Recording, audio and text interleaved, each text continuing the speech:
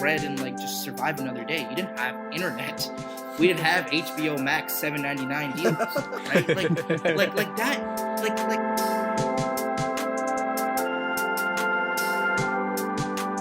What's up, guys? Welcome back to another episode of Interesting Discussion Sometimes. Back here with the boys. We got Tarun, Haran, and Christian.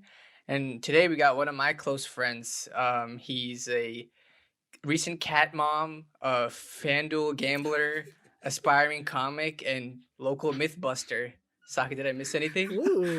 No, I like to eat nachos. You forgot that. That's it. You got it. What's up, guys? What's up, man? What's going on? Not much. Just living, just doing. I was gonna talk about my cat, but he ran away, so I don't know what happened to him. But yeah, I don't know. You mean like from the room, like not in general? No, He just left her. Okay. It's actually funny you say that because my parents keep like opening the door, like upstairs deck for him, and I keep like telling him, "Oh, he's back," but I keep getting really scared because he's like really inquisitive, and I've also been training him like.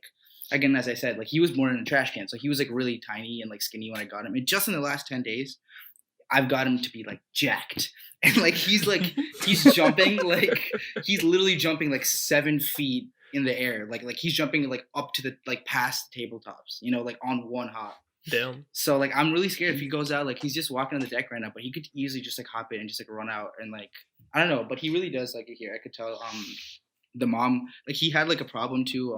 I think Harsha knows, like his eyes were like kind of screwed when I got him because it was like really. He either at first I thought it was just because he put his head like in the corner of a house and got dust in his eye, but apparently he had that problem from before. And like conjunctivitis is like a big problem for cats, especially if they live around other cats. And I wish I didn't know that. So like that's actually what cat moms have to deal with. Dude, stop fucking scratching. That's the other thing, right? Like my parents keep calling him like my brother, but I keep treating him like my son. And I just literally, he'll be like licking the ground, right? For like like, you know, as like an animal will. I'll be like, dude, what the fuck are you doing? He'll be like, oh, my bad, dude. Like, come back over here. Like, what am I doing? He'll just like kind of nuzzle and be like, my bad, right? And like I've only ever had a fish, so to actually see like this innate kind of like true, pure like exploring the world kind of thing, like that, not through like a human, but like obviously through another fucking cat. Like he's like now he just jumped off like directly and went into the wall. Like he's like a crazy guy. But, like, I get why, because he's trying to jump, and like again, it's just so wild to see like that. I don't even want to like use the words, but like his consciousness and his like growth develop. Because, you know, we only ever really see it, or at least me personally, I only see it through people. I know, like, Harsha doesn't have pets. I don't think Ron, you do either. None of y'all have pets, right? I got a bird, dog. Oh, yeah. So, I don't know about the consciousness of that one. Does he talk? Does he talk back to you? He whistles. He communicates through, like, I don't know, like singing, I guess. Yeah, dude, you have to teach him, like, Kiss Me Through the Phone and like a nice song. He's not that kind of bird, dog. Like, oh, he's not that kind of bird? What kind of bird is he? No. He's a parakeet. They can't. I thought they could have like at least a couple sentences, right? You can't have them sing along. They don't talk, bro. They just whistle. Okay, is he green? He's got like a green head. He's got a green. Like head. green, yeah. Here, I'm gonna bring him. Oh, I got you now, bitch. Come here. Here he is. Say hi. Oh damn. His name's Cashew. He looks so soft. He's so soft. Like the girl I got him from, like she was like housing him in Maryland, like near like very close to Morgantown, right? So like I had to go, like it was actually like a couple weeks ago when it was like snowing and stuff. So it was like kind of, I don't know if I like for like halfway there when I was like going through the fog, like the fogs of like early Pennsylvania or like the fogs of like northern Maryland, it was like people were pulled over and I was still going because like I had work the next day, whatever, blah blah blah. I was like, what if I'm just getting scammed? Because they told me to meet them in like a fucking parking lot, right? So I was like, what if I just die here? I was texting. That's what I was texting you when I was there. I was just to leave a trace, you know, like to make sure like remember me. Yeah, Nah, she just pulled up and the story was so bad. Like I was supposed to give her money for a rehoming fee and I couldn't find the cash that I had. I withdrawn like a bunch of money. And she's so nice. She's like, no problem, you can have him. Like, and I talked to her for a couple of weeks too. Like, hey, I'll come next week. And it kept happening. And so all that, I was like, because I actually like there was someone that tried to Facebook scam me earlier too. Like I didn't even realize. Going on a kind of tangent. That's not what I want to talk about. But did you guys know that like 80% of scammers are actually from right outside Mumbai in a place called Noida? Wait, like they all like just like group like together? They just or- congregate there. they literally are just like everyone's occupation is like scamming. The only like thing I know about scamming in India is like from Slumdog Millionaire, and then like they had like the like like they had like the one guy that like basically just like That's my line. What the fuck? what? That's my line. What do you mean? Never mind. Just go ahead, you fucking idiot. They had this one guy that was like training all these kids to basically like do all these like random schemes to get money from like these people. But I mean, I don't know how if that's like the same kind of No. situation. I'm talking like internet, phone, like those this kind is of like this is like in-person scheming, I guess. yeah. Where it'd be like, hey, this is some people might be like, hey, like for example, there'll be like job schemes where someone will be like, hey, like we'll give you a job right now, blah blah blah blah blah. Just sign this, and this, and they'll make you like I don't know, deposit a fraud check or something like that for like a shit ton of money, and then that'll get defaulted. And like I don't know how they, but like, Yeah. but I didn't know that, and like it's like they all come from this one suburb, and it's like great, like everyone's just fucking scammer there. Like you just walk down the street, and you can't even trust nobody. You can't even you can't even buy like from the fucking. You don't know whether the fruit vendor is gonna fucking scam you, right? You don't know what the hell is going on there, and like I found that to be really, really, really interesting. And again, I don't know why. You guys know me, my brain is in 12 places at once. But yeah, what I wanted to talk about now was kind of because hey, we've been stuck inside and like our lives were like kind of fucked because of Corona and pandemic, and like I don't know about you guys, but I thought about death a fuck ton, right? And like existential and like what could happen, and like were you guys like Boy Scouts or anything like that, or you guys ever do stuff like? No, we were all indoors kids. Nice, me too. The only time I went, my friends tried to ask me to come to their Boy Scouts troop. Everyone was wearing blue baggy jeans, and I was like, I'm never coming back here again. You never trust an establishment where everyone's wearing the same pants only, and they make your shoes look worse. Like, what the fuck is that? You don't want to do that. Yeah. So, but yeah, like I was looking a lot in just like, because people are always like, oh, like what the fuck, an asteroid could come just hit the earth and we could like what are the chances of that tomorrow, like does your homework matter or some shit like that, right? So like I really got looking into like you know, like what actually happened, like has it happened before, when was the last time it happened? So like the last time an asteroid actually came and did like real damage to the earth was 1910. Sorry, I don't have my dates exactly because I was on my wrong laptop like a fucking loser and I can't use my work laptop. But it's this place in Russia called Tunguska. So basically what happened was, you know, our atmosphere is like really strong. We have a bunch of layers. We have the protection. You know, that's why we're so lucky to be here. But sometimes big shit just still comes through. And this thing, and we've seen to that. I see you smiling over there. Every day, right, Harsha? Every day, multiple times a day. Yes, without fail. I just like saying that word too. Basically, this asteroid comes and explodes over, and it doesn't hit the ground, which is the funny thing. And people, like, your immediate reaction is like, oh, a crater only happens because something hits the ground and crashes and there's a meteorite or there's rock. Mm-hmm. No, but we all went through physics. Like, it didn't hit me until I actually started researching this stuff either. Because of the force of this like big thing that's already hurling, that might already still burn up in the atmosphere, it still releases like a literal pressure boom, even if it doesn't end up like a literal rock, which is what happened in Tunguska. There's no actual, how do you say, like physical. Stop fucking scratching. Sorry. There's no actual physical rock, but they know that because like for 25 miles across, there's just this massive like wasteland in the middle of Siberia, and they can have radiocarbon dating saying like, holy shit, this is the stuff from space. They found tungsten, cobalt, like a lot of stuff that they find, usually meteorites, and like that was the first time where people were like, oh, maybe this whole asteroid thing is actually like real. Because like if you could just get like a big like space fart basically and nothing even like and like everything gets destroyed. Imagine what happens when you actually have Wi-Fi or you have like dish satellite TV or even phone to phone communication, right? Yeah. There was nothing back then. Luckily you had Morse code, and I honestly don't know how the fuck Morse code works. So like shout out Morse code. But like I'd rather just call and text my friends, right? Like we don't need to go whatever, right? But in a way we're even more at risk because of that. So again, I went spiraling down. Just out of curiosity, how deep was Yeah. the impact into the ground from the pressure boom? Yeah, let me tell you. It was on 1908, 7 a.m., June 30th. Like, luckily, it was also like fuck ass Siberia, right? Like, this was still like 1908. Like, it could have still hit New York or like Chicago. The World Fair was going on. Damn, if Millions of people were only walking. if only hit that area when Soviet Russia and U.S. were fighting. Yeah, Would have yeah. been a big win. Actually, Yeah. they probably would have taken it. They That's a probably good would have taken it one. as like a U.S. attack. Yeah, they would have like Really fucked with bad. their heads, right? They would have been like the Tunguska like psychological experiment or some shit like that. All right. During the event, 80 million trees had burned down, and the flattening of everything of a 2,000 kilometer radius. Jesus. Based Holy on the damage the explosion caused, scientists predict that this was 1,000 times more powerful than the atomic bomb that struck Hiroshima in 1945.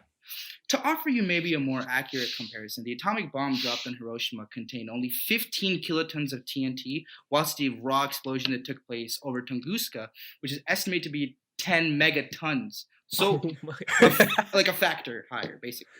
The meteor was believed to be as wide as possibly 100 meters coming into the atmosphere. damn. Well, fuck. Yeah. That's the size of Harsh's ass. Literally. 10 megatons. Literally, yeah, man. I mean, imagine if I just sat down too fast. We'd have a fucking Ashburn instead of a Tunguska. Damn, can I get a pressure boom kill streak in COD, bro? That should be the next update. It should blow up the whole map. That's how they're gonna. That's the name. That's actually the name of the next COD map is Tunguska. Is it actually? No, but it should be. Imagine. Oh, Is that that a looks picture of like- that? yeah.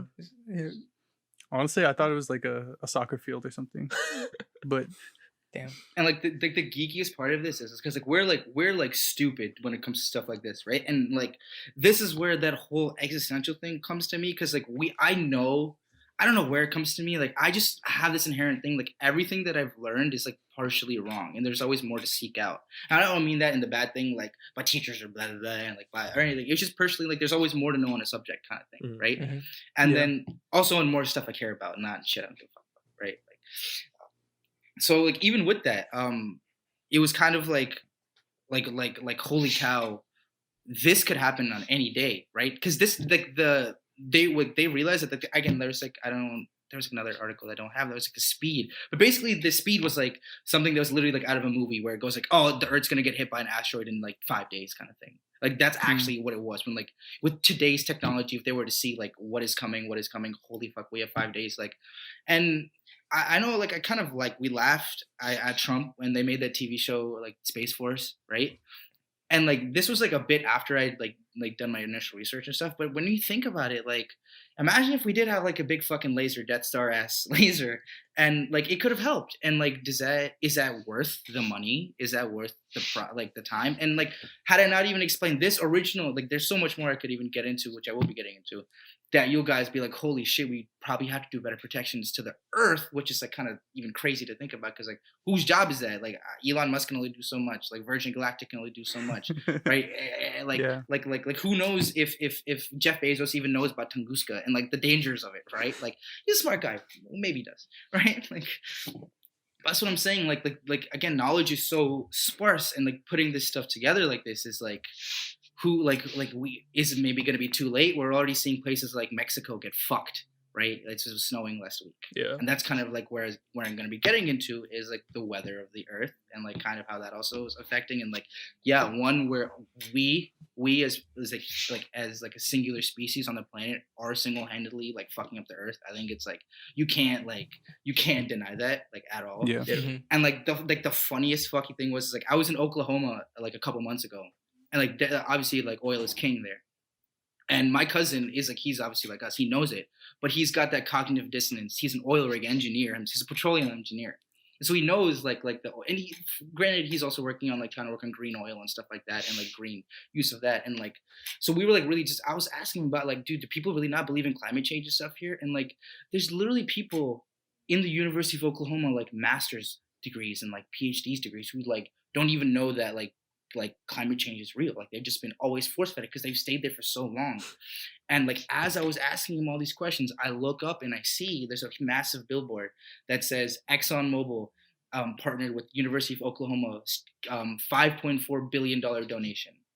And I'm like, there it It is. makes sense There it now, is. yeah. Yeah. If you just keep shoving your own shit in your mouth, you're gonna keep getting that. And the thing is, we've been getting away with that for so long, right? And like I get it in like industrialization and like start of cars and stuff.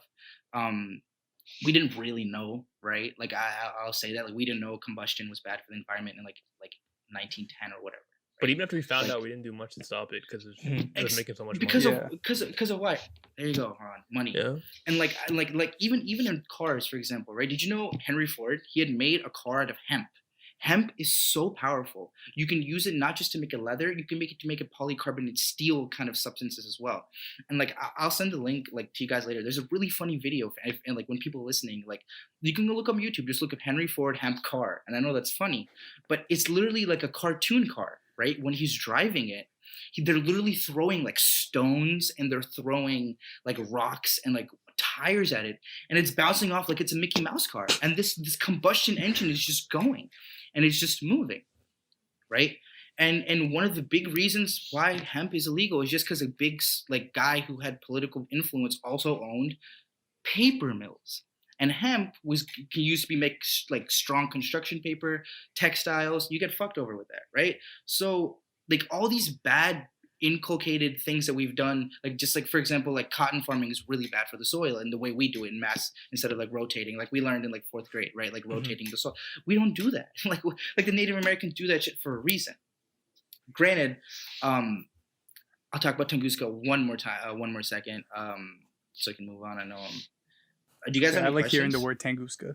yeah. Do you guys have any questions or anything about before I would go into like some hardcore history with some hardcore numbers? Ooh. Yeah, I know Haran likes. I'm ready. I love numbers. Yeah. Maybe Quantify this shit, bro. Yes, sir. So then the funny thing is, right?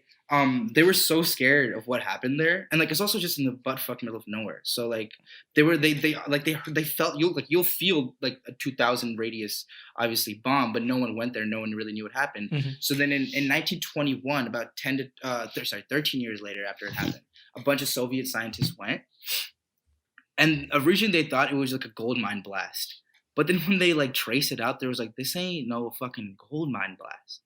And they literally saw that some rivers, like near the rivers, like the Tunguska River, had like chips of rock in it that they still don't know if it was exact meteorite or just from that blast, because it just held so much like matter just infused with the earths because it was just so much fucking force. Mhm. They still like, that's how strong was it. They don't know how Damn. crazy it was. And to this day, like nothing grows in that middle. Bro, this is the Tunguska kind of River. shit that like the superhero movies would use to like create a superhero. Like, Yeah. Like Yeah. one guy just like, Imagine- soaks up all the energy and becomes. Yeah, like imagine if you're just like in the middle of like you were just like walking, right, and you just sucked up all of that, and you're like Captain Tunguska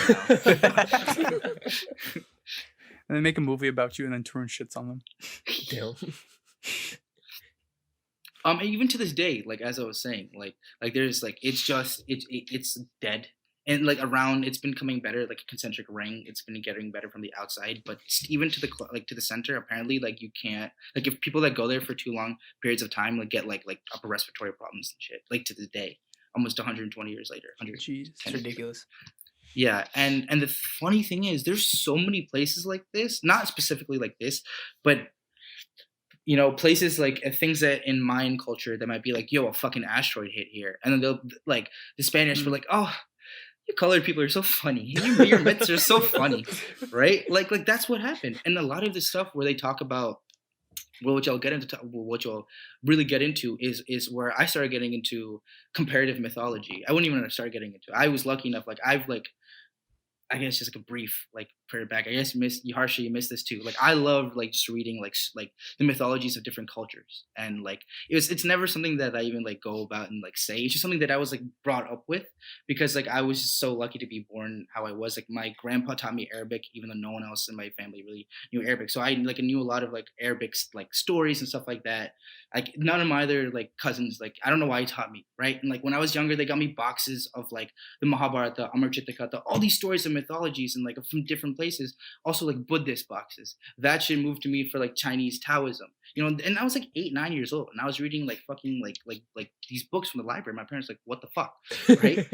And so and like sometimes that'd even be a joke because like even so, like on both sides of my family, like not a lot of, I don't know about you guys, but like not a lot of like older generation Hindus are tolerant of other religions, right? Yeah. Mm-hmm. But like it's just so funny that on my dad's side we're like super tolerant to Muslims because we just like the whole Arabic and Hyderabad thing. And on my mom's side, super tolerant to Christians because in Hyderabad, the other side, they lived in a very Christian area, right? Even though again we're like super Brahmin. So because of that, like I used to do this thing when I was younger. My grandma, even though we're not Christian, I go to church. Like I used to go to church like once a year, right? And it always fuck with me because it's like we don't believe in this stuff, right? Like why? But my grandma would always be like, you tell you don't believe it, it's kind of like you never know, and like if you put that good faith in, it's like that, and that kind of made me realize like, oh, you gotta take everything for well, right? And so obviously like when I got older, it was like, it's like kind of stupid. It's like stupid, like, oh, why would I be reading like the Mahabharata at like 12, 13, 14, right? But come college time, when I had like a lot of like time and just like doing that stuff, I started reading a lot of stuff. I read the Quran, I read the Bible, I read the Zoroastrianism. I've done like 16-year-old me would have been like, dude, you're a pussy, what the fuck is wrong with you, right? It's to that level. But to the point is, it's like I find human history so interesting because it's just so fucked, and we never until I would say like 1985, maybe 1950. I don't even know. I can't even tell you if we still record it properly, because who knows if we will be in 200 years, right? We won't know. So it's kind of like a thing that I tussle with all the time. But basically, it's still like a confounding theory that's changing. But what? So I'll take another step back. You guys know the Earth rotates at a 23-degree axis, right? Mm-hmm. Mm-hmm. But we're one of the only planets in our solar system. Thank you. That does that. There's some other ones that are like at like a 6, like a 2. The big gas giants, no one's moving those big fat fucks, right? Like those move and rotate literally in perfect, to perfect physics. I'll rotate Uranus. Damn, I'm keeping that one actually. I like that. I use that one.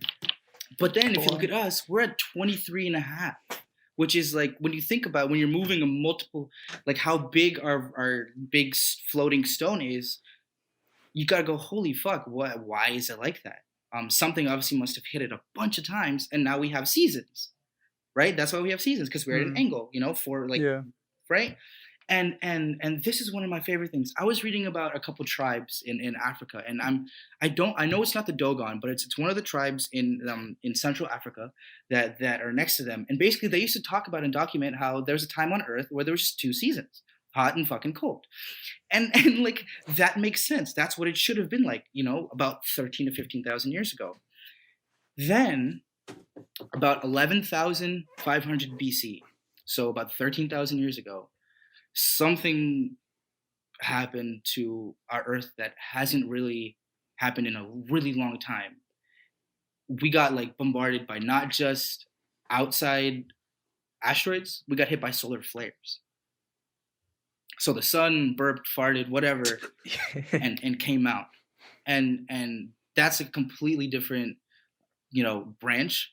And even in that scares me even more. Because even if we don't get hit by an asteroid, no Tunguska, no tiny thing.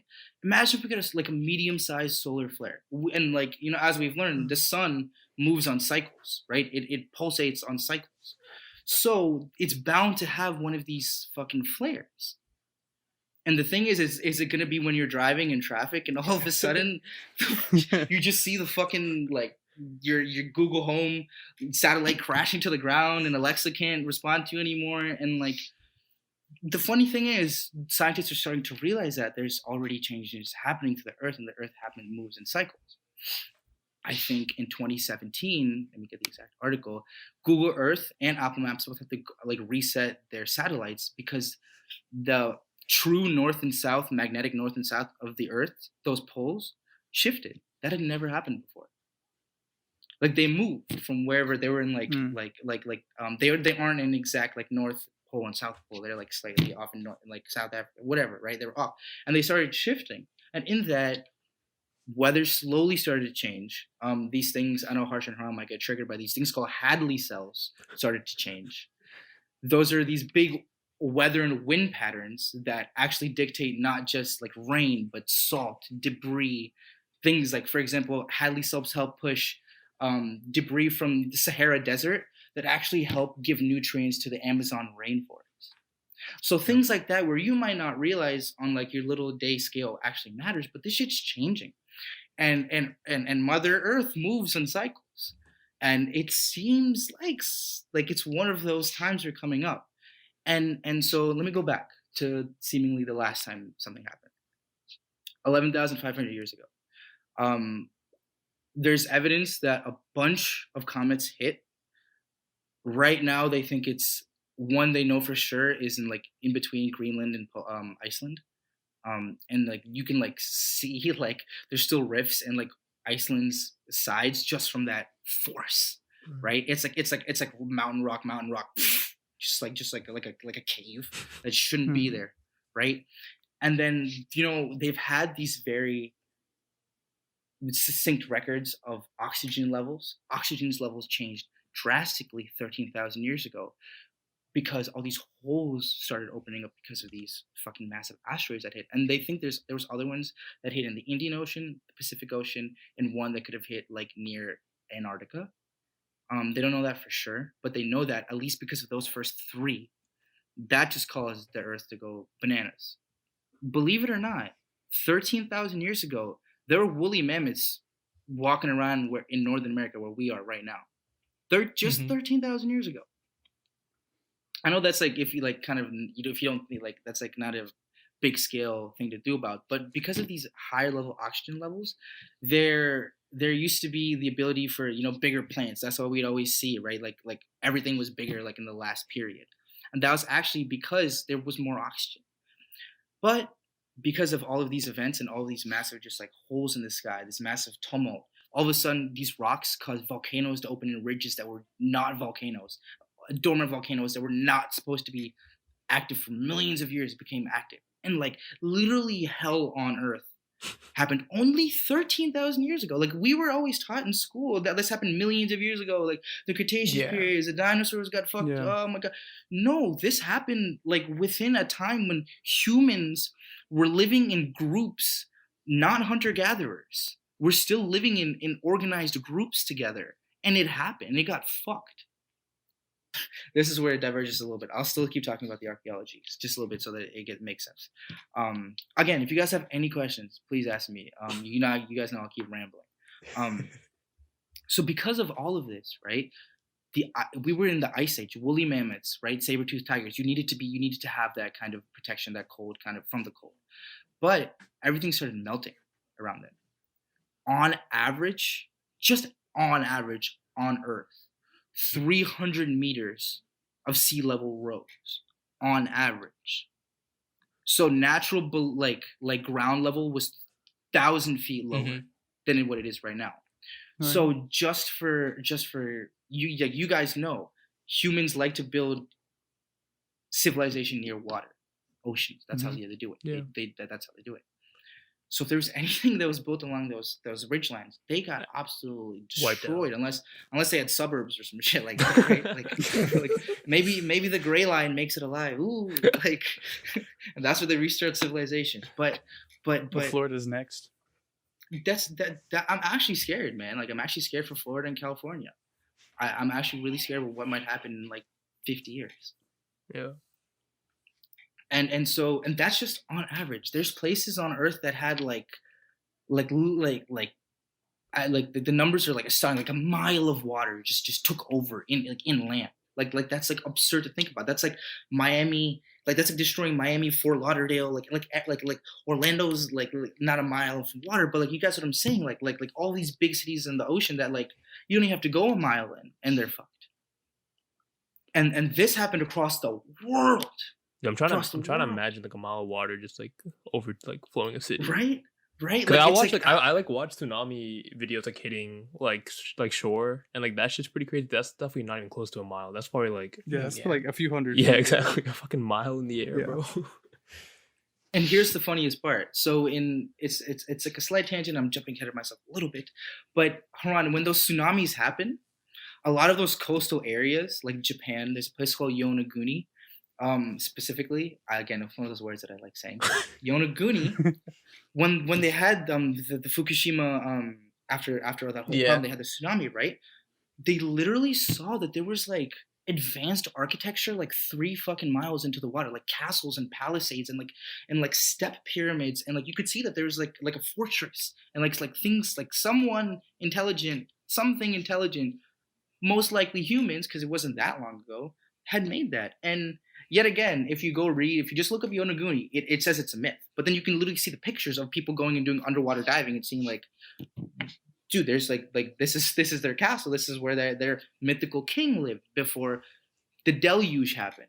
And so the word deluge is just another word that they use. Like I think it was mostly came out of the Bible, right? Which is just the flood. It's a big flood. That's the big happened. And so there was a big flood that almost every single religion talks about. If you go into any single religion, there's a flood myth. And it's usually, if it's not the first one, it's the second one. And why do I keep saying that? Myths are what people carry with them for life, right? There's always like that story of family, and like I carried this down. Whether you're Christian, whether you're atheist, whether you're Hindu, whether you're fucking believe in the guy, the Scientology, that Xenu that come from Xandu, and like fucking everyone has aliens in them and stuff like that. Like whatever makes you tick. Right, I've gotten past that point too, where you get like, where you read this much, like you kind of want to be like, that's right, this is right, you should take this part, but like everyone takes different, right? So whatever makes you tick, there's still something that talks about it, which is like you have to realize that on like a basic human level, that means something happened. And again, with that old kind of led by the old white male revisionist, like it was this way and it wasn't happened like this, and like Christopher Columbus was the first person to go to North America kind of thing, right? Like they're like you're just like that kind of mentality. Is so deep driven, like even in Sumer, right? And let's go back to ancient history now I get to my favorite part. So there's we talk about history. We have ancient Egypt, you got ancient India, you got ancient Sumer, right? That's kind of where we're taught, like that's where civilization just pops up, right? Yeah. That's where people just find out how to fucking farm and make pyramids and write on tablets and like, woo, like on a Tuesday afternoon, like, hey Christian, like how are you doing? Like you want to go fucking make some wheat? You're like, dude, what's wheat? Absolutely. And like, I'll show you, dude. Come on, I just figured it out. As if it's that easy, right? As if it doesn't take seasons to understand growth patterns. As if it doesn't take multiple trials to understand that just a writing on fucking mud cuneiform just is not the easiest thing, yet it still to this day stands to time. So like it's just so absurd to just think like that's when it started. Because even they say, no, we come from like another older people. Like we had to move. We had to move because of this whole fucking flood. Do you remember the story of Gilgamesh? I know, Haran, I know you do, because I know I do, so that means you do. I think we covered. Because I remember you. I think we covered it in in religious class. Yeah, and Yep.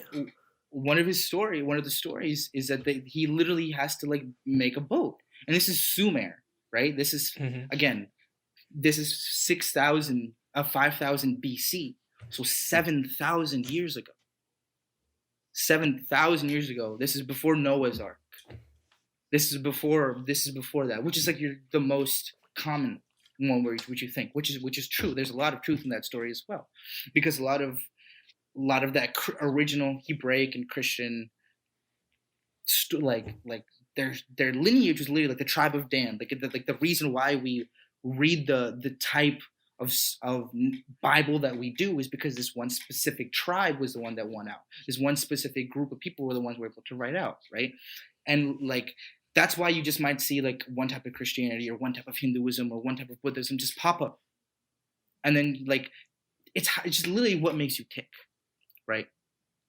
But they're all based on these old stories that we as I think humans all share internally, whether it be like obviously on a common consciousness level or just some sort of feeling like hey, like we all kind of, everyone noted down. So we can even go into Hinduism. Hinduism is a story. One of the first avatars of Vishnu, his name was Matsya, and he had to save the world from a flood. There's a goddess called Bhumi Devi. She was kidnapped by, guess what, a fat fucking gross demon, just like in every other story.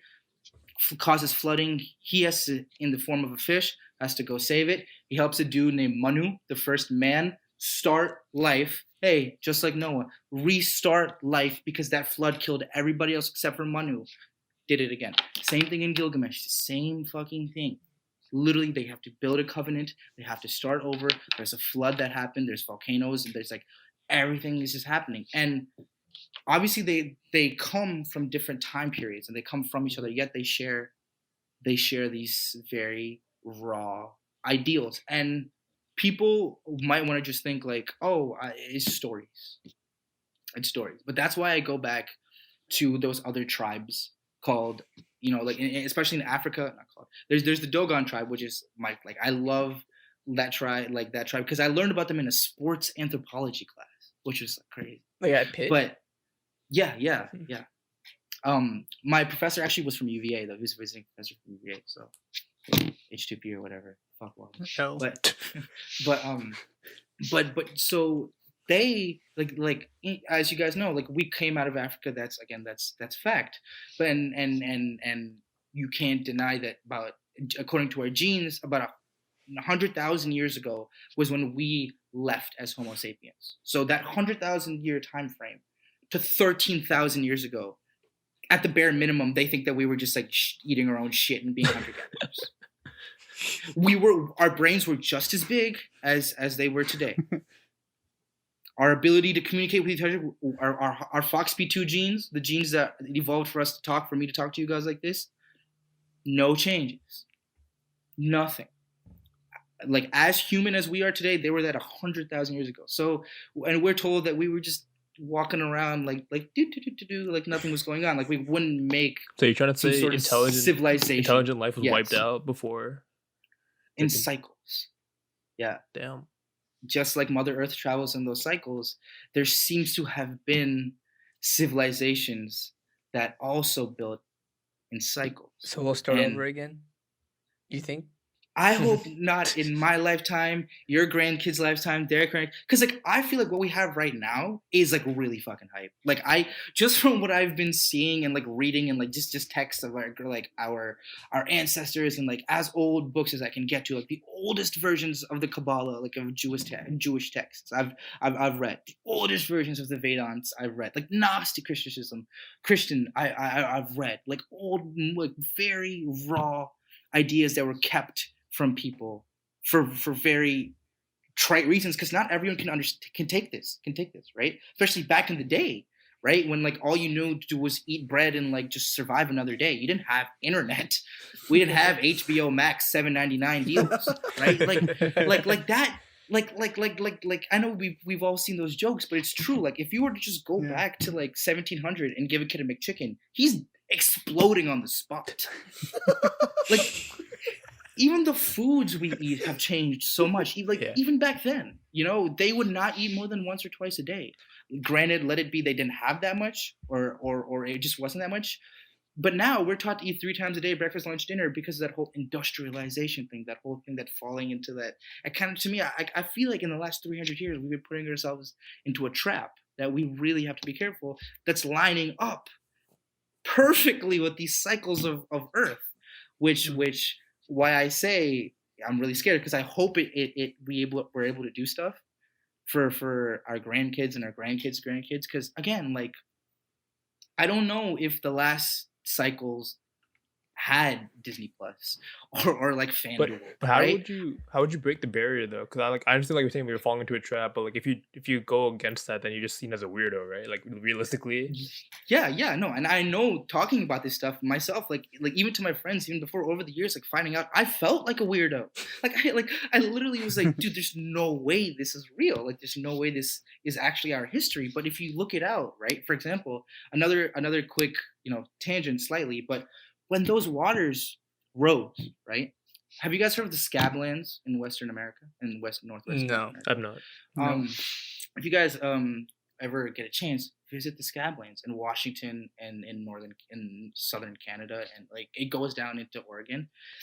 They used to think it was just like a big cavern, like the Grand Canyon, but what they what they realized was it's literally like like as if like a flash flood happened on a 1 week period, but over an entire continent. So an entire mountain got carved out and just moved and just shoved into the fucking Colorado River. Just Colorado mountains, and then just added onto the Sierra Nevada mountains. And there's just this massive, like, let me tell you exactly how big it is. The channeled scablands are once a remotely barren, soil-free region, interconnected by dry flood channels. Coulees and cataracts eroded into the Palawasi loesses of. I think those are just terms for like ground stuff. I don't know any of that shit. I don't know what any of that. That's what Can we it get is. a Yeah. Wikipedia for this? Wikipedia. They don't actually. I would tell you that, dude, but they don't have the blue thingies on them, so I can't. Was a flat-lying basalt flows, so they literally carved out basalt, like mountainous rock, in just a week. Jesus. Like we can't even fathom that. But if you just close your eyes and just try to imagine like a mountain moving, and then how much water that actually takes, and like there were just dudes riding horses, and like a fucking mountain just hit like that's what it was like. Like people were just living their lives, and that could happen to us. I don't want to be that like Debbie Downer. But like we never know unless we actually take precaution. You know, we laughed at Space Force. We laugh at NASA. We people that like are like no, who wants to look for fossils? Who wants to look at like the dirt? Even I feel like that sometimes. Like I call myself an a makeshift anthropologist. But right? how would you combat natural forces though? Like we're not powerful enough, right? But like maybe mentally we can come up with a solution. But even then, like you never know what to expect because what can you expect? You're just expecting like the worst. So then like how intense do you like ramp up precautions? So, for example, let's take example for solar flare. We don't know when the next one's going to come, but we do know that spraying gold particles into the atmosphere helps UV and protects from like plasma bursts in the sky. So we could do that. We could do stuff like that. Like we've gotten to the point of where we could do baby steps to where maybe not my consciousness make me feel better, but at least some people be like, okay, we're making at least some amends to stopping like what we can, you know? Mm-hmm. Like I get what you're saying. Like sometimes, like not sometimes, Mother Earth always wins. But I feel like we're in a position, or like we're technologically advanced enough to to at least put up a fight, I guess. Yeah. And the thing is like when you look up these kinds of stuff, obviously there's a lot of fucking bullshit. You'll get a lot of like aliens did it, and then they're the ones that caused it, and like there's a lot of stuff like I don't know if you guys ever heard of the Anunnaki before, the history of the Sumerian, like that's their gods, right? That's also what Ancient Aliens like talks about like a lot on History Channel, right? And like a lot of people, a lot of like real anthropologists and stuff, once they kind of hear these kind of things, they'll be like, oh, this is like pseudo, or maybe they used to. A lot of stuff changing now, but like that dogma is they would just kind of ignore. And again, Haran, you know how I talked about spraying those gold particles? It literally says in their myth that they came to Earth to mine gold because it was necessary to spray into their air so that they could live longer and protect themselves better from the sun. This is written on a fucking clay tablet in 7,000 years. But no. It's just a funny myth some guy made up in his house.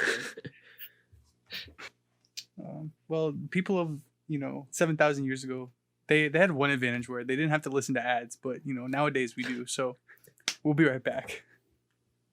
All right, guys, welcome back. I have one quick question because that's something that Haran brought up, I guess, kind of right before, is like, where's that line that you draw between like a myth and like a conspiracy theory? And like something that's just completely bullshit. Me or Haran? You. Oh my god, I don't know. I thought you said Quran. They think based on something I asked Fucking- earlier. Okay, sorry.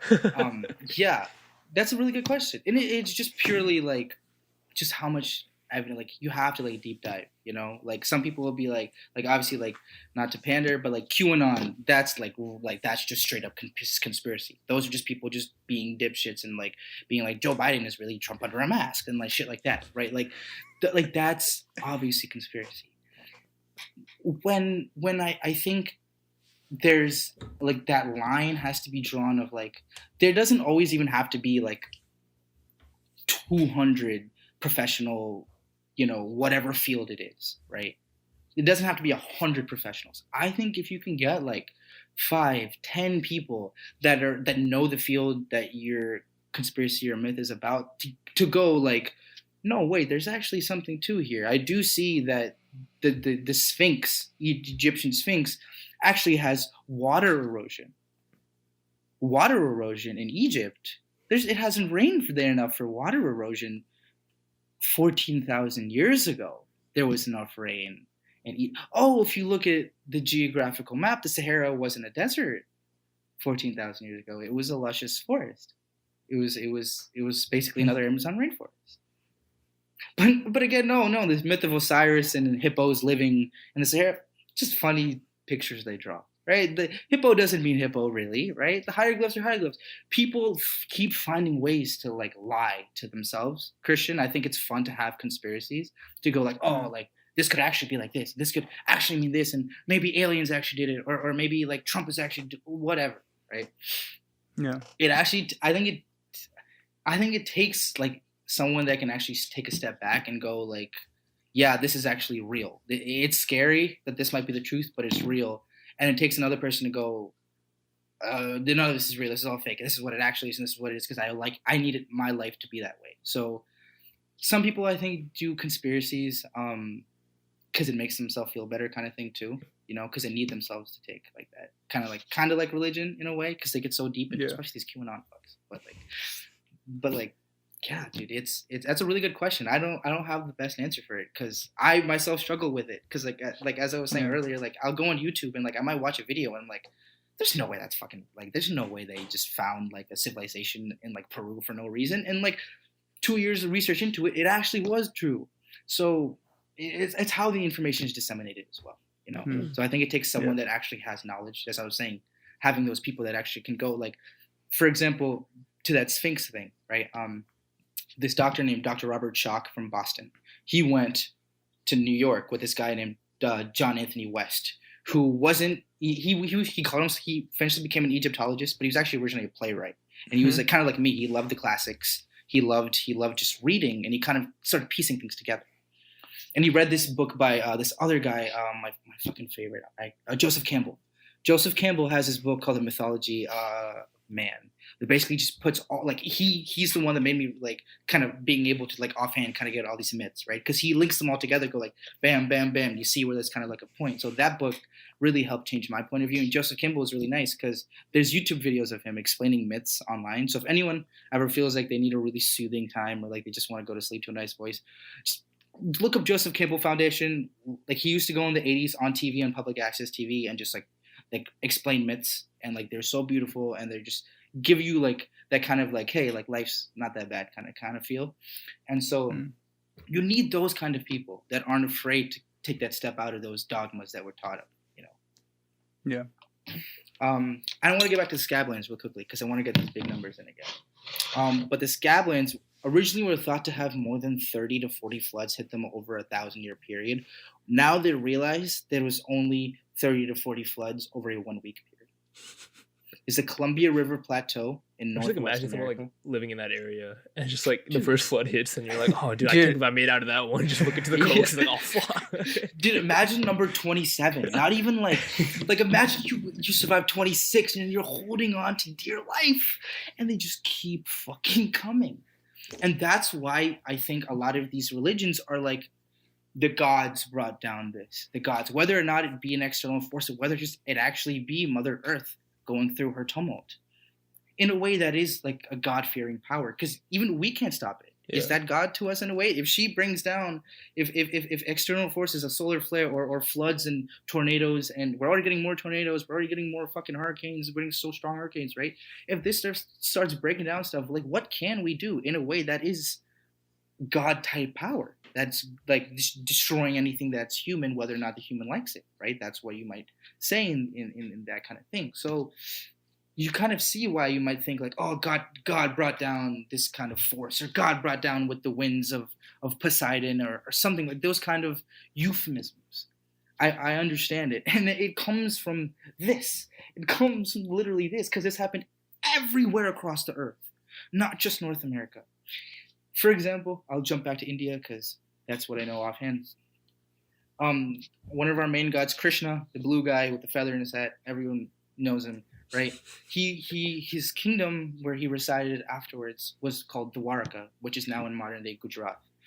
And if you look at where it is, it's on a peninsula in like an island for area, right? You guys know India's very ancient. Like people inherently know that. And two, if you even look at the genealogy, when I was talking about 100,000 years ago, 90,000 years ago, when the first Homo sapiens walked out of Africa, the first place they ended up in was South India. That was the first place they stopped, and then from there, they started branching out everywhere else. So that's why a lot of Dravidian genes are very similar to East African genes, and so with that comes again just a long draw of history. Like that's why if you go look at Roman emperors, Greek emperors, they always praise Indian kingdoms as being that's where a lot of natural history was born. The East. We have to go east. We have to get Indian spices. We have to do that. That comes from I think with those cycles of civilizations, India was doing something, whether it be the last cycle or something, right? That's my personal thing, because that's like I feel I was born into all of this as a Ganesha fucking hanging right there, right? So I've been pushing that, but even into that, when you look into the actual stuff, let's go back to Dwarka. India does not allow anyone to dive off of the coast of Dwarka because they literally know that there's like ruins of castles and palaces. Like under the water? So, under the water. You can only go out, you can only dive out like 500 feet. After that, you can take the boat out and you can like, the people like have taken pictures and you can even look it up around. Just look up Dwarka underwater palaces. This guy named Graham Hancock, who also is, when it comes to like this topic, has been the driving force in my research. He's written multiple books, Fingerprints of the Gods. He's talked on Joe Rogan multiple times. He's gone on London Reels. He's talked to senators. He's talked to NATO. He's done like everything, right? He was like a dude that was born up in London, raised in London, very Catholic-y, and he realized like, holy cow, this isn't life. When he was like kind of experimenting, he also picked up psychedelics. He also learned about history, all that kind of stuff. He's lived a life. Now he has him and his wife travel the earth, and they go to these ancient sites, right? And he's like kind of still figuring this out. That's where they're kind of realizing that, And so Graham is a great driving force for anyone that wants to look into it. His last book, I have right there. I was just like looking into it for notes too. It's called North America, something a time before. That's where I get the Scablands thing from. America's really ancient. The Native Americans in our area, and especially the East Coast, are ancient people. Ancient people. We're taught that people only came. They crossed the larynx. The Bering Strait. The Bering Strait land bridge, 13,000 years ago when the Ice Age ended. But genealogy says they'd been here for 65,000 years. After the second group to go the other way. After that, the Dravidians, and again, after the Dravidians, and the Polynesians. And again, you can see this all through gene patterns. You can map the civilizations and where people are going through gene patterns. And I'm getting a little bit ahead of myself, but I wanted to go back and I got too ahead of myself. Dwarka, goddamn. Okay, so Graham Hancock goes out. He says fuck the Indian government, right? He gets like a special Indian government pass, right? He gets in because we all know you can. Not the first pay time them a some British person said fuck the Indian government. Literally, yeah. Or the last, right? And he says, hey, I'm gonna bribe you all, let me go out, right? And he says, okay, no problem. Just don't film nothing. No, thank you. And he goes and he films a BBC documentary of him diving a mile out. And you're seeing these beautiful palaces. This is like 1996, like VHS quality, like stuff. And you can see the handcrafted beauty in the tiles that are still, you can still see it. It's still preserved so beautifully. This is just a mile out. Remember what I was saying? Some places got up to 5 miles of water lost. And you can, if you just go into Google Earth too, and just like look at the ridge lines of waters, if you can usually see like the regular coastline, and usually about a mile to 2 miles out, you'll see another coastline. That's what life was where it was before all this happened. And as I was saying, that was the most fertile areas, because you guys know humans always tend to go on the coast and then in. No one just showed up to Chicago and said, we'll live here. Right? It's because there was nowhere fucking else to go. They didn't want to go to East Coast, so they just stayed in the windiest fucking place, in the middle.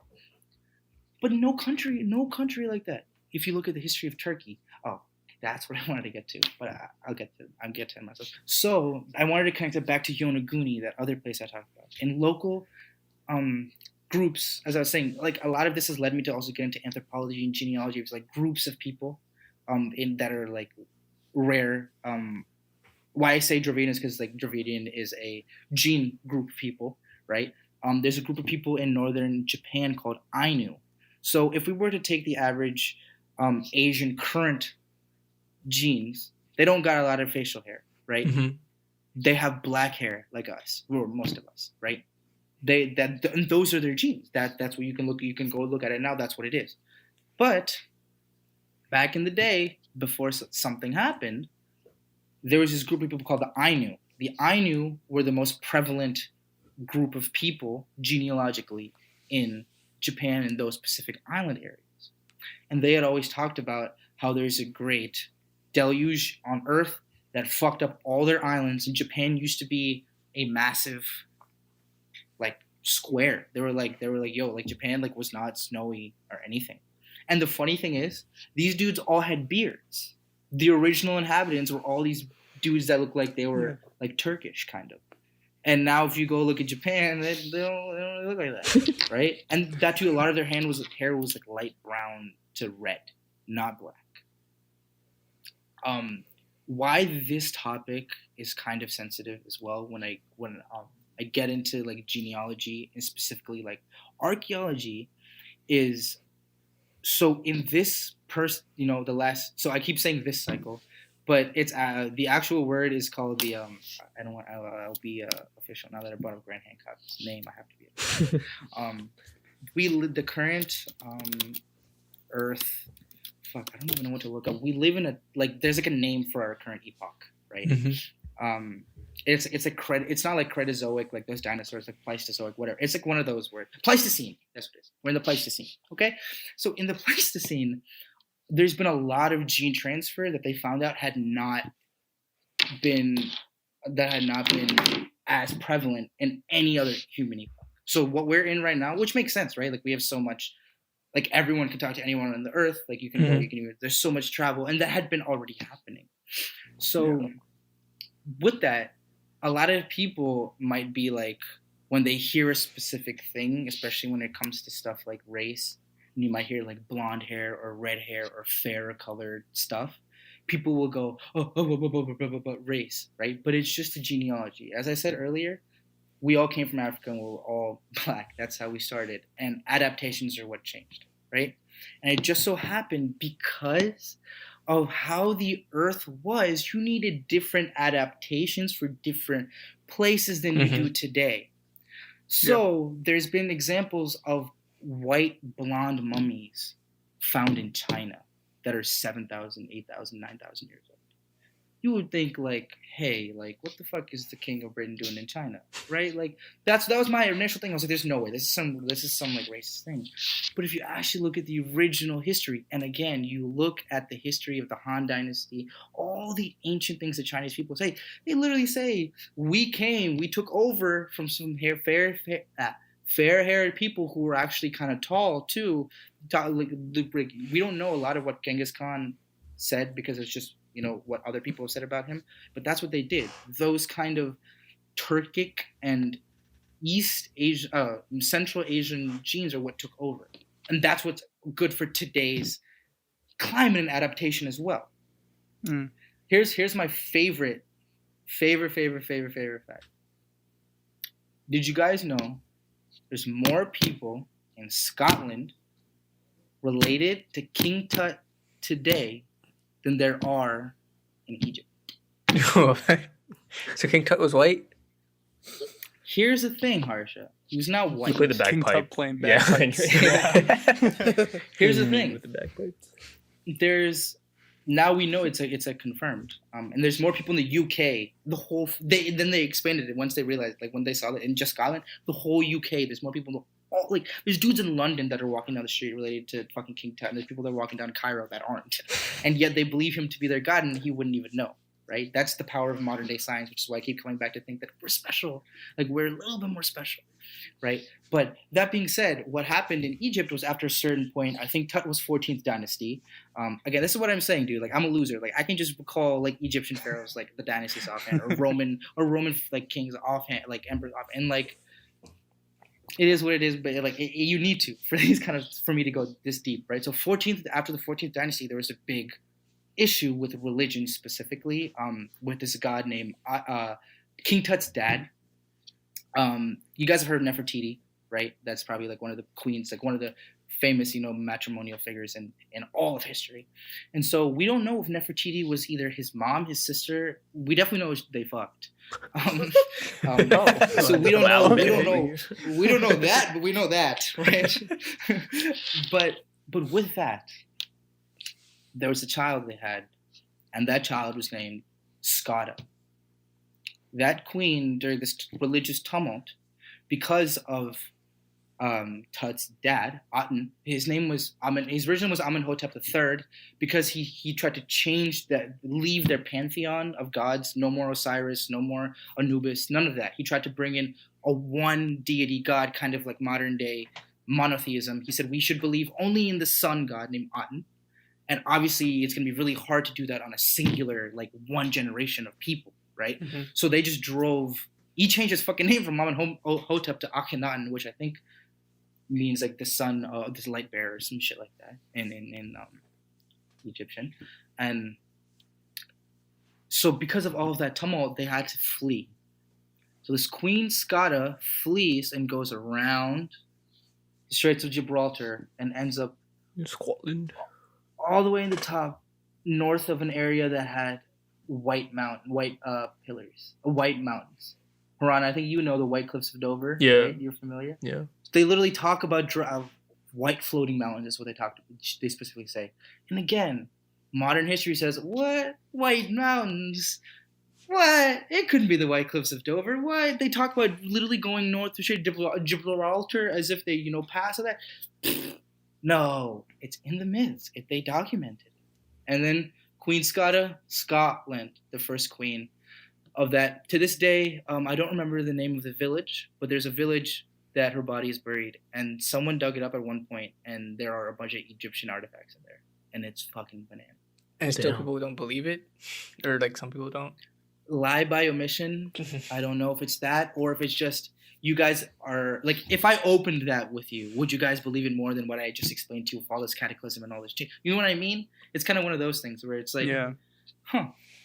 And, like, again, you can look it up and it's there. And, like, you can, like, there's, like, a really funny British video on a YouTube video where it's like, could you believe it? King Tut, we believe it. I'm related to King Tut. And then there's, like, this lady's like, I'm related to King Tut, too. Look at that. It's so beautiful. And, like, that just, like, ends, like, that's, like, their newsreel, right? And, like, it's like in it, bro. Yes, indeed. Literally, that's just how it ends. Like, and like, oh, King Tut, woo! And like, it's these small things.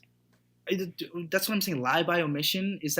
Am I giving them the benefit of the doubt for that? Like, can I just call them bastards? Because when you go back in time, there's a lot of evidence that they still knew about a lot of this stuff. There's something called the Perry Rhys Map. If you look it up, it was made by this Turkish guy named Perry Rhys. Why I bring up Turkey is because, again, Turkey is one of those very ancient places. The Levant, Turkey, that area, very ancient, very, very, very ancient. People have lived there and conflicted there, as we know, Israel, Palestine, Lebanon, all, not just in this this epoch, like multiple epochs. There's evidence of there being cobalt bow and arrows from 30,000 years ago with blood on them. Like, what the fuck is this Cain and Abel shit? Like, come on, right? Like, what are you guys fighting for back then, right? That's what makes me realize that stuff was going on. And there's like rules, there's like dogmas. Wait, isn't in there a fighting for archaeology. that land before like the religious disputes came up? Yeah, because there was just other, like, to them they had other disputes for them that were just as important as modern day religious That's disputes. crazy. Yeah. Yeah.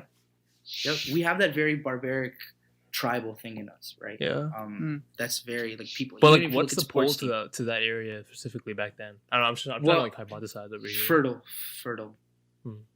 And it was just, I think, like, very similar to what's happening today. Like, multiple ideologies say this is our holy area, this is like our place, kind of thing.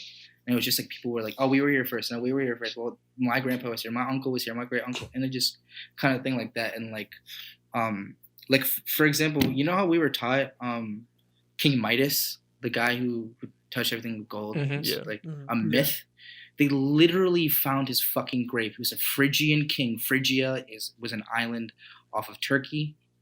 Turkey was part of that Turkic, Greek, and Roman, Italian area, the pantheon, right? When you're talking about like all those wars, the Peloponnesian Wars, the Athens fighting against Troy. Troy's in Turkey. Like, we're taught that Troy's just a fake place. No, bitch, Troy's like they found Troy, like it's a real place that they dug up. They have inscriptions written in Greek. They have inscriptions written in Latin. I don't They have believe it inscriptions was that we the can read horse. today.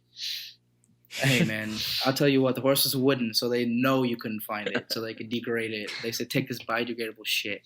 But I wish we could see the horse. Could you imagine that if like one of those big like random stories, like those really famous ones, they just found like the Ark of the Covenant, or they just found the horse, like the famous like Troy horse, right? People just go to Exactly. take pictures by it, like me. Yeah, like Yeah. like you pull Just the go tail inside over, it. right? Yeah. They would have like definitely, to this day they would have like tours like, this is exactly where Achilles was getting ready. This is exactly like people go Yeah. there. Like this is where they wash their hands. That's $45. Turn to like Disney World. Yeah, like actually, which is really sad. That's what they did to like the Everglades too. Like the Everglades has a lot of, again, what I'm saying, ancient history of people living there, building structures there. Like people, like I remember when I went through the Everglades. Like I went and found a picture in my house. I should have had it downstairs. Like there's a picture of like a mound. They're like, yeah, that's like a 20,000-year-old mound that people have built, and it's just overgrown. And they were like, what? Like someone just built like a thing and something grew over it, and it's been that long. Like someone built a building that people were in, and it's been so long since people have been there. It's just completely over. Now it's just a hill. How many hills have we walked on in our lives?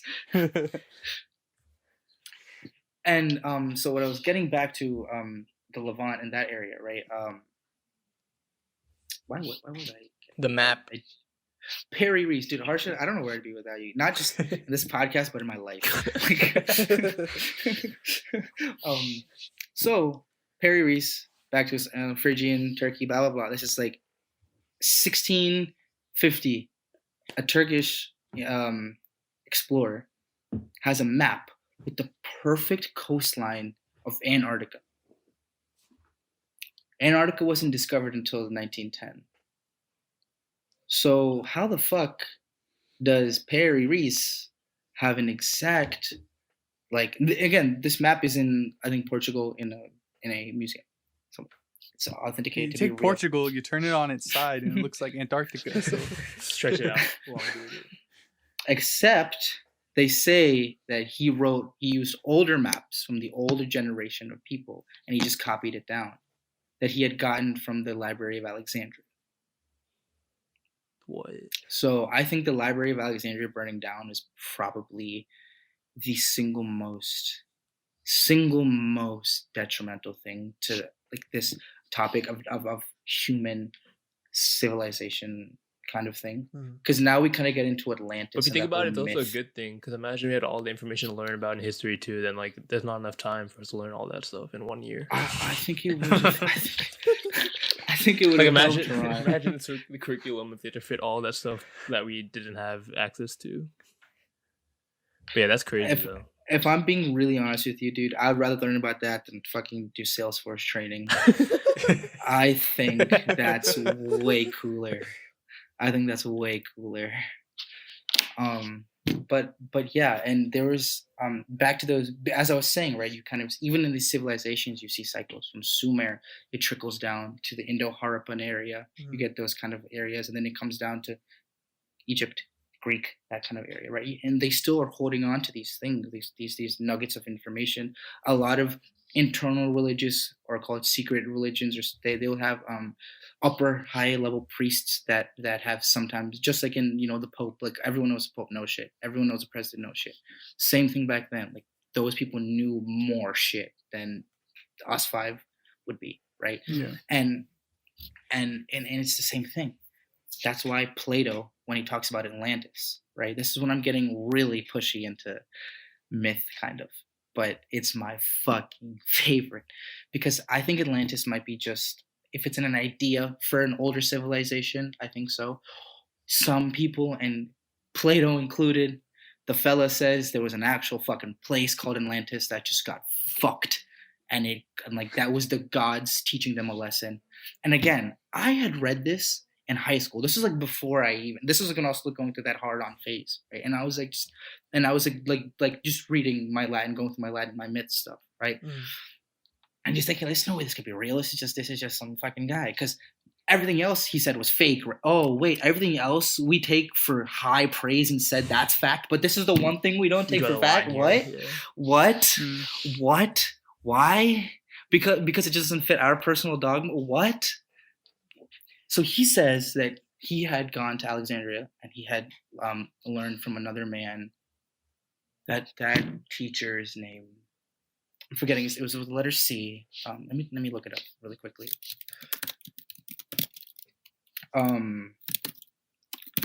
That guy had he was taught by high level priests. Like Plato's uncle was a member in Egypt, like that. And like there was, as I was saying, there's a lot of mixing going on, and there's a lot of intercontinental intermission. So there's people that they could have had an uncle in Turkey, in Phrygia, that could have been related to someone in Athens, that could have been related to someone in Britain, that could have been related to someone in Northern Africa, right? That's where our civilization bubbled from at the beginning of that. This dude's name was, see, even when I look it up now, it's called The Tale, right? The Tale of Plato. But everything else is Plato's stipulations and Plato's deep philosophies that we have to literature. Like, it's just so backhanded, Yeah. And I went through again in my philosophy. I for one of my degree, like in college, I picked up a philosophy minor too. So I had to do a lot of ancient philosophy. And I was reading the Critias, which is what he wrote it in, and reading it in its bare form, he doesn't lie. He doesn't there's nothing where he goes oh, this is clearly fake. Like everything he says makes sense. There's nothing where he's facetious. And what was that dude? Solon. His name was Solon. He met Solon, who was an Egyptian high priest, and he came from high priests that had passed on this information. But there obviously had been cycles of civilization, but not just that. The capital was at this place called Atlantis. This is my favorite part. Do you guys know Mayans, right? We all know, We all take the Mayans to high praise, and they obviously were onto something, right? The Incans, all of them. Do you know where those people claim their last civilization was? They left that area and came to where they are now. Do you know what that place was called? Atlan. Do you guys know in Western Africa and Mauritania to this day what mountain range runs through Western Africa? The Sahara. Atlas Mountains. Shit. Close. West of the Sahara Desert. The Atlas Mountains. Do you know why Atlas was forced to hold the earth on his back? It was because he was used to be the king of Atlantis in Greek myth, and he was forced because he fought against the other gods. Their area had to be taught a lesson, and that civilization of people had to be taught a lesson of hubris. That's why they wiped it out, started with Pandora's box again. That's specifically Greek. But you can see where different things change, right? And you can kind of see where they overlap, and you can see where some areas kind of diverge. Which is like, again, like I don't know about you guys, but that's just so fun to me because it's so interesting to see how people thought, and story is how they pass on information, right? Mhm. Like they didn't have, not everyone had a writing, not everyone had it. So the only way they could do it is to make it an interesting story. And every civilization had to have a storyteller. Every tribe has a storyteller. To this day, not to suck my own tit, but comics are held to like a very high level for a reason. Storytellers, movie directors, all these people are held to like a very high level. Why? There's a way, because it's easier to like tell like oral stories, and because I mean now everybody's really good at like yep, and it's remembered. being able to read and write, but Yeah, historically Very good. being able to like read and write was really like proficient. Mhm. You know, and if you had one dude who like knew everything, it was like way easier. You could just be like, "Hey, Billy, like, tell me that one story," or like whatever, right? Like, tell me story number 7 or Yeah. 48, whatever. Right. So I need to hit Turkey. So where this all came from, just to go this big push, was this place that was found in Turkey called Göbekli Tepe. Göbekli Tepe was dated to be 13,500 years by a man from Harvard. So again, he was going completely against dogma. His name was Klaus Schmidt. Klaus Schmidt goes and he finds this place that's older than anything that's been recorded, and he knows he would get ethered if he brings up any sort of like pre-Sumer, weird. They were just hunter gatherers before that. Nothing, no way. They start digging up Göbekli Tepe. They start realizing that not only were these people connected, they were fucking geniuses, and they knew what they were fucking doing. They have these. You can look up when you look. You guys want to look up the pictures. Göbekli Tepe is Goble Göbekli Ekitepe. If you want to find Sakith on TikTok, it's at Göbekli Tepe. Göbekli Tepe 83. Yeah. That's the source of that name. Yeah, and they find these T-shaped pillars, and on these T-shaped pillars are what you first think. They just see a bunch of animals. You see like a bird, you see a crane, you see a hippo, you see a giraffe, you see like a lion. And at first it just looks like some sort of burial or some sort of temple, except there's no altar, there's no bones, there's nothing, there's no metal, there's nothing that shows that there was like any sort of activity of that here until the lights went out. And they started to realize that these things on these pillars in this system was a star map, and was a map of the constellations of pre-deluge, so pre-23.5 degree angle. So how the sky should have been had there not been an angle. So that's why if you look up into the sky, we might see the North Star. That North Star was not the North Star even 6,000 years ago. Because the way that you see the Earth moves in the plane, like your plane of axis move, because we're literally on a fucking angle. So it takes cha-ching 26,000 years for us to do one full rotation on our wobble axis. What's 26,000 divided by 2, Haran? 13,000. Oh, fuck me. No. What number have I kept fucking bringing up? 13,000. Fuck me, Haran. What happens every 13,000 years? Haran fucks me. Oh, fuck. Harsha boots his big ass. Fuck.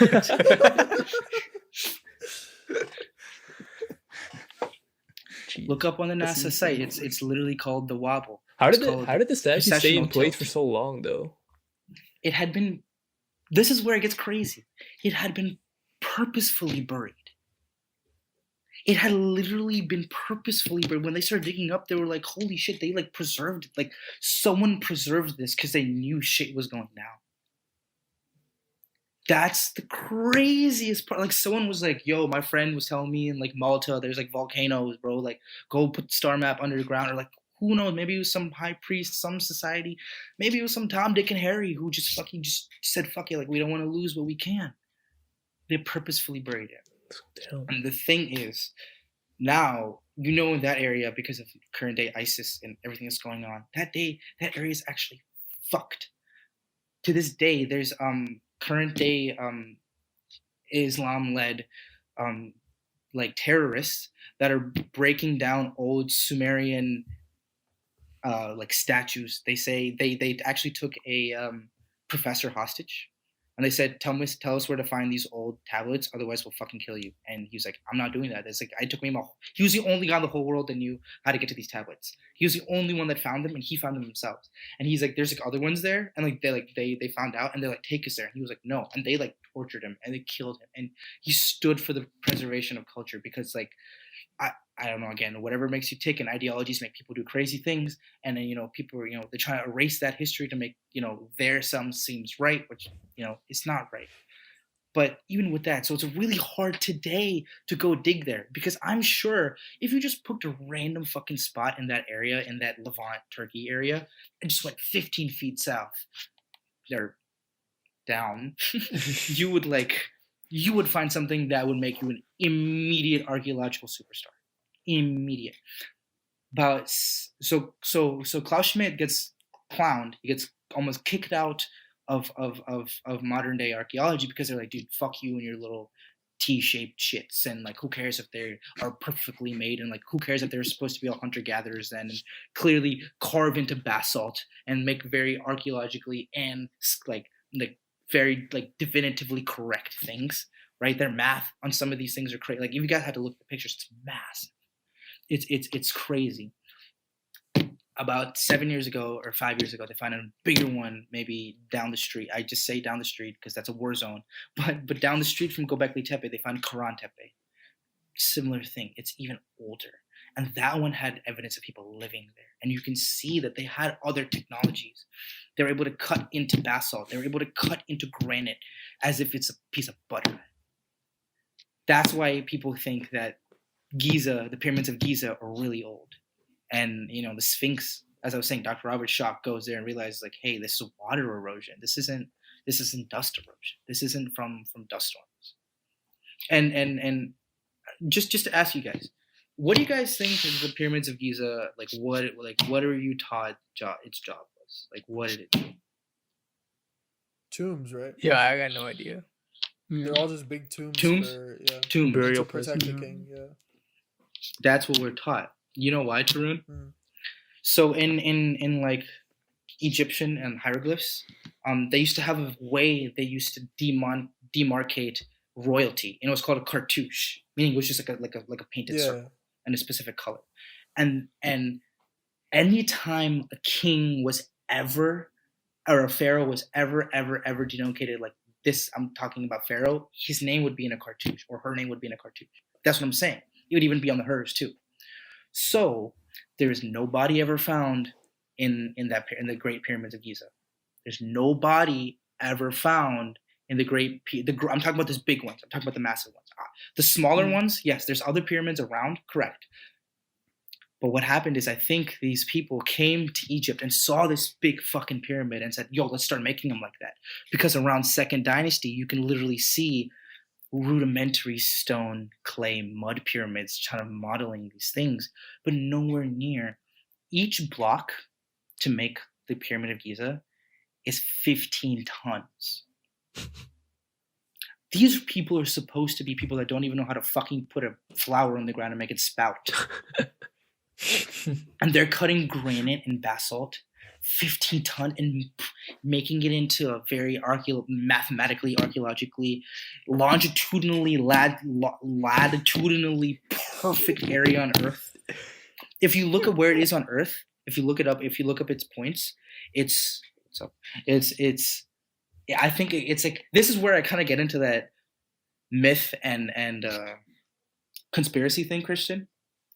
Because like there's like some number thing that says like it's like circumference is the same circumference, like that number That's the circumference of this Earth. There's like another number that's equated from like the bottom to the tip. That's the same distance factor from Earth to Sun. So there's like numbers that even, there's like, let me pull that up because I want to be very specific with that, but let me explain fully. I think these people came and saw these big pyramids and said, let's try to be like them. Let's try to be like them. Right? But nowhere inside the Great Pyramids were there ever found a body. There's one thing they called the tomb, which is it's just one like box.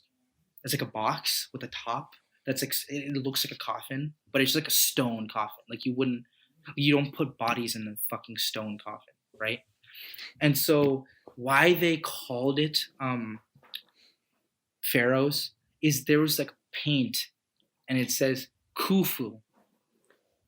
It said the word Khufu in Egyptian hieroglyphs on the wall. There was a king named King Khafre. And if you were to pronounce his name with the cartouche, it would be Khufu. But again, they didn't put they literally just said like the word Khufu. So they just said, he must have made it. That's why his name's there. Nowhere else is there paint in any of those pyramids. Nowhere else does his name say anywhere. There's no hieroglyphs inside. There's literally, other than that one thing, there's no other hieroglyphs that say, I'm sorry, the Khufu is not even in hieroglyphs. The Khufu, that's why it's not in the cartouche. It's literally written in Arabic. It's not even in fucking ancient Egyptian. And they just attested to this guy. When you go inside, there's like char marks on the ground as if someone used a massive flamethrower, as if there was energy being generated. I don't know much more about it. I really want to go to Egypt, and that's like my favorite place. Like it's like unfathomable. Like we're taught like, oh, it's a great wonder of the world. Woohoo! Like when you just see a picture of it, like of a person standing next to it, one block, and there's literally like, I can't even. It's like a million blocks. They had to make a million blocks do that, and we can't even do that today. It would be hard to make a Great Pyramid of Giza today. No, that's my point, and I'm gonna probably end right there and say that, like I think we really have to use history to an advantage. And I think in today's day and age we don't, and I think we always just take that because of that hubris of, we have HBO Max. We have I can put Curb Your Enthusiasm on like all of my devices at one point. I know that motherfucker Khufu couldn't do that shit, right? I know none of those dudes that were living with like woolly mammoths and shit were not doing that. So there is that level of like, I do get it, but I think we have to use that for good. I think we have to use that for like, hey, let's use that to an example and kind of see how they work together, because a lot of this is that point. I forgot. A lot of ancient texts say our older people that we came from were very united in a single level of consciousness in their unity. So they all loved each other, they all trusted each other, and they only relied not purely on emotion, but they understood each other's emotions to a level of where it was communication was simple. Like yelling was nothing. Sometimes almost telepathic. It was so like innate. I could just look at you. That I could be like, hey, pass me a glass of water.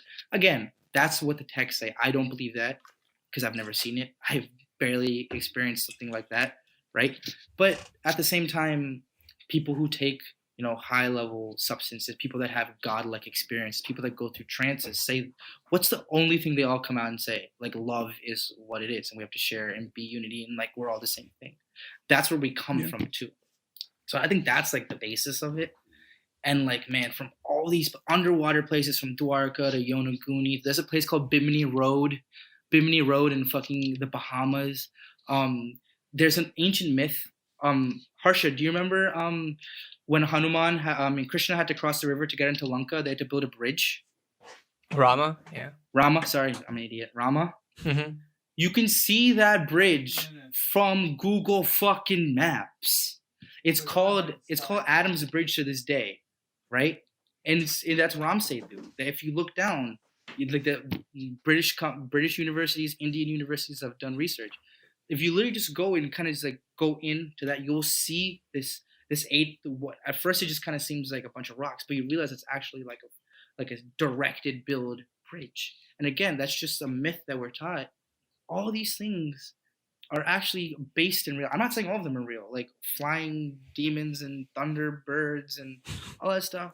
That I love that shit too. I do, and I think there might be some basis in it. Maybe that's how they cope with these big storms.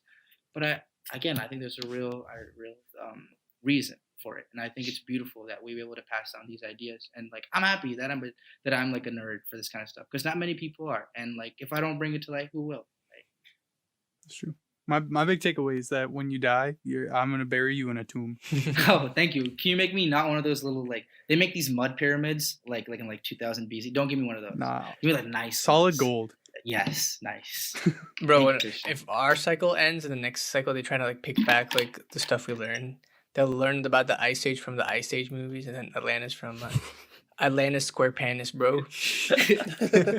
and it's funny because like Atlantis Square Panis was one of those things that made me realize, like, hey, like, is this a real thing? Like, everything is kind of based in truth in a way. We laugh, obviously in those kind of movies, and like that guy had like you could see like he had like a butt for brain and stuff like that. But in a way, that's to us, that's how we see, like, maybe they were just a higher level of consciousness. Maybe they thought differently. Maybe they communicated differently. Who knows? Maybe they ate different shit. Who knows, right?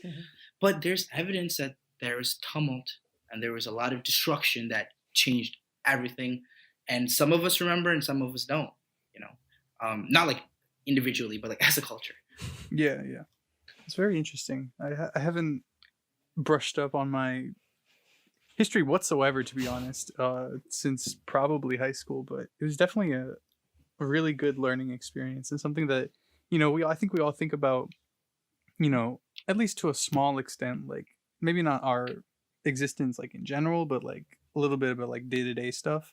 So to think on like a higher scale, I think is a really cool way to go about it, and definitely had a lot of information that I've never heard before, which I thought was really interesting. I'm Yeah, still man, thinking that's- about the mathematical perfection of the It's of insane. Giza. That's Oh just yeah, crazy. sorry. Let me pull it out. One thing is like every time I hear someone that like majors in history, I'm like kind of my thought process is always like, why do you want to like learn about something that's already happened? Like, who cares? But like, there's so much that we just don't know, and like Yeah.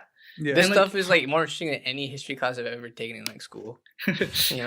right. I'm actually really happy you guys are saying that, because like this is what I like work on, like even in my like comedy, like sometimes I don't even feel like a comic, because I just want people to like walk away. Like when I talk, I want them to walk away with something. I want them to be like, hey, like I actually like learned something, or I actually thought that was interesting, right? All right, Haran, let me see. Sorry, Cash is being a little fucker right now. The relationship, okay, it's built in harmony with pi. So the position of great, let me just start. So did you know the Great Pyramid is aligned to true north, true coordinate north? The Great Pyramid is most accurately aligned in structure and existence that faces only 3/60th of a degree of error. So like again, like they're supposed to be, like they're supposed to know nothing, but they've got the math down Dude, to I'm just true thinking like our norths. physics teachers back in high school. They would have loved for that kind of results, bro. Yeah, exactly. Bro, I can't even draw a perfect circle with a compass on a piece of paper. But not only that, the Great Pyramid of Giza happens to be the center of landmass. The Great Pyramid is located at the center mass of Earth, meaning that where all the land masses are located, like the center point, if you were to like the middle of Pangea where it once was, is where that area is right now. That's a lucky shot, dude. That's all I can say. Yeah, that's what I think too. I think either they were on some shit, or like, yeah, hold on, there's more. Mathematically speaking, the Great Pyramid of Giza is perfect. The relationship between pi and phi is expressed in the fundamental proportions of the Great Pyramid. Phi, sorry. Yeah. Even though the textbooks and mainstream scholars suggest that the ancient Greeks were the ones who discovered the relationship of pi, it seems that the builders of the Great Pyramid predate that by using that. The circumference of the pyramid is 2 pi radius. That's just a fucking formula. I know that. The vertical height of the pyramid holds the same relationship to the pyramid of the perimeter of its base as the distance around the pyramid, right? So let me read that again. The vertical height of the pyramid holds the same relationship to the perimeter of its base, the distance around the pyramid, as the radius of the circle bears to its circumference. So basically how you calculate the circumference, right? If we equate the height of the pyramid to the radius of a circle, and the distance around the pyramid is equal to the circumference of that same circle, so just basically a circle around the pyramid, twice the perimeter of the bottom of granite coffer is exactly 10 to the power of 8 is the sun's means radius. Like that math is the exact sun's radius. What? Like actually, How did I know that? 270.4 blah blah blah blah pyramid inches times 10 to the power of 8 is equal to 42316 miles, aka the sun's radius. bro, no shot a human built this shit, bro. Some aliens came down and just put this shit together 100%. Bro, you know that meme about the guy on the History Channel? He just goes like aliens. Yeah. And the thing is, like, they do talk about this on Ancient Aliens, and I've also watched Ancient Aliens. And the thing I will say about Ancient Aliens is it is bullshit, but they do bring to light, like, they will talk about places like Yonaguni.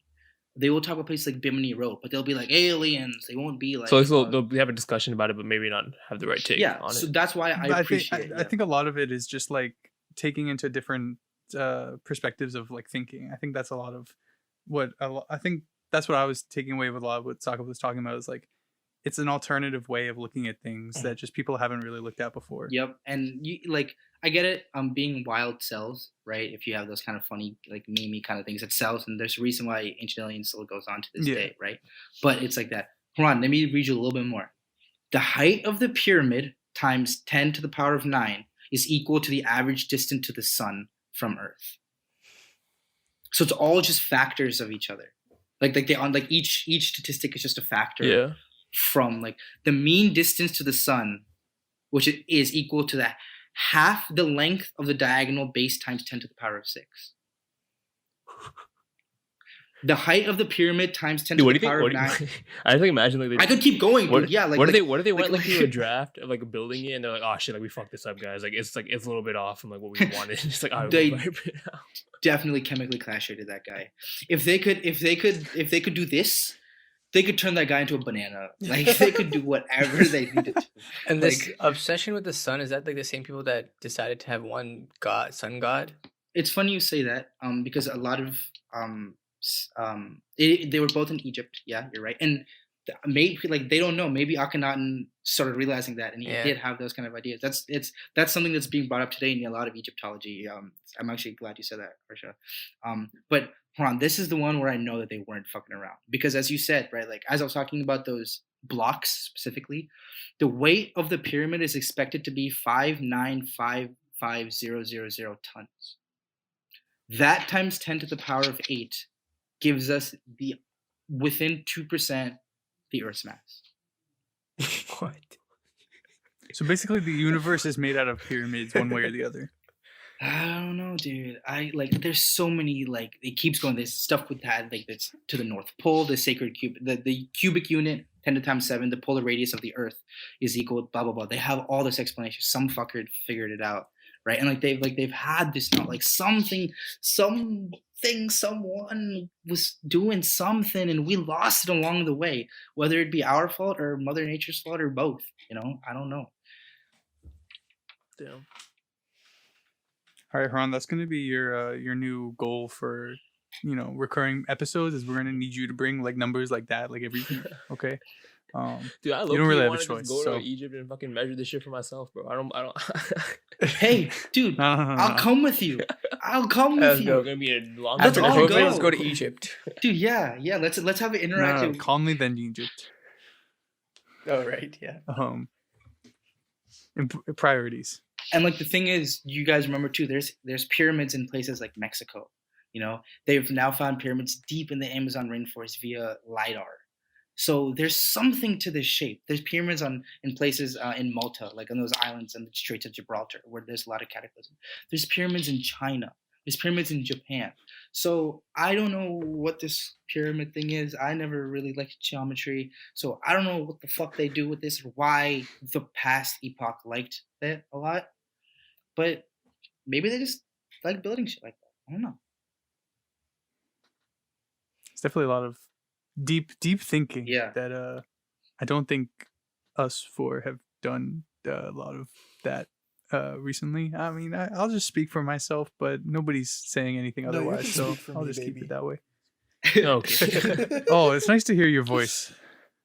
But yeah, I think that's about as much time as we have for this week. But just want to remind you guys that we're on Instagram at Interesting Discussion. If you like the episode, drop a like, maybe a couple of comments here and there, share it to your friends. We start posting on Instagram Reels.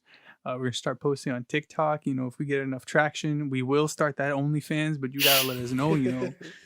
I'm subscribing. It's like that. If it's like that, it's like that. But yeah, Socket, definitely thanks for coming on, expanding our brains Thanks for having me, guys. by tenfold. Socket needs to plug something. Oh, I mean, Yes. I'm a stand-up comic. I'm gonna be opening some shows in the DM. Thank you, Harsha. I don't know what I'd do without you. I'm gonna be having some shows in the DMV post-COVID time around May. Also probably in Pittsburgh, and it's just gonna be this is completely different than what I was talking about all day. But if you're an artist, if you play music, if you play drums, play guitar, sing, poet, anything you want to showcase your talents, I'm starting a show for people that just want to be heard, want to be seen, and want to show people what they got in different cities, different places. It's called Underground. The first one's going to be the DMV because that's home. So as I said, my Instagram's at BigSack38. If you guys want to, yeah, it's going to be in a couple months, so get ready. Thanks, Harsha. Yeah, look forward to it. Yeah, for us, that's gonna do it for this week, and we can't wait to see you guys next week. All right, Bye.